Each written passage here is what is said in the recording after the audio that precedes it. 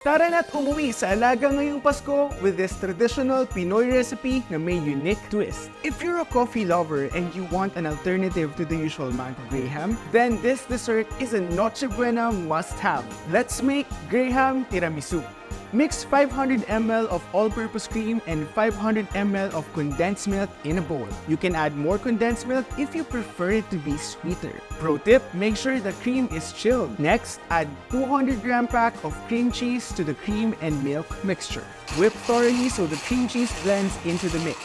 The reason kung bakit kailangan chilled yung cream is parang mag-thicken siya when you whip it. And then you can add a drop of vanilla extract, which is optional if you want to add some more flavors. Next, let's make a warm cup of coffee with the electric kettle. Dip the Grahams into the coffee, just enough to get it wet. Don't soak the Grahams para hindi maging soggy. Now let's do some layering. Lay the first layer of the tiramisu using the coffee-dipped Grahams. Add a second layer with the cream mixture. Repeat this process until the container is filled. Dapat yung last layer is made of the cream mixture.